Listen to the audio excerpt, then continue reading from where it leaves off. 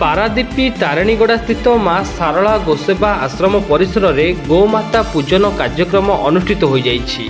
एठारे 143 गोमाता षंढ और बाछुरी रहुतबा बेले 80 भाग दुर्घटनाग्रस्त गोमाता एवं षंढ मुख्यतः पारादीपी चंडीखोल और पारादीपी कटक रास्तार दुर्घटनाग्रस्त गोमाता एवं षंढगुड़ी को एठारे रखा जाई सेवानकर सेवा करा जाई थाए।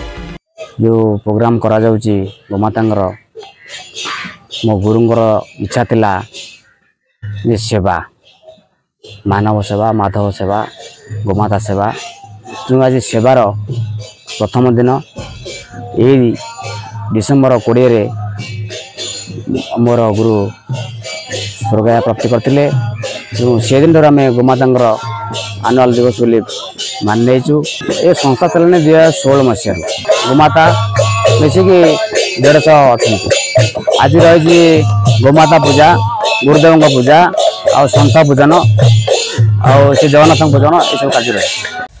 2016 मसीहा ठारू दीर्घ 8 वर्ष है आश्रमर महंत तथा माँ सारला गोसेवा आश्रम ट्रस्ट संपादक महंत महाराज रमेश दास तत्वावधान में गोशाला चली।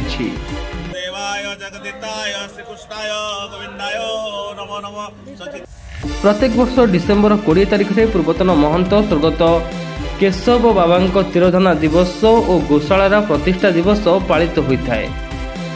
यह कार्यक्रम में ओडिशार विभिन्न स्थान बहु साधुसंत जोगदे गोमाता पाद को हलदी पानी रे धोई देवा सहित दीप धूप और फूल दे पूजा अर्चना करा जायतिला।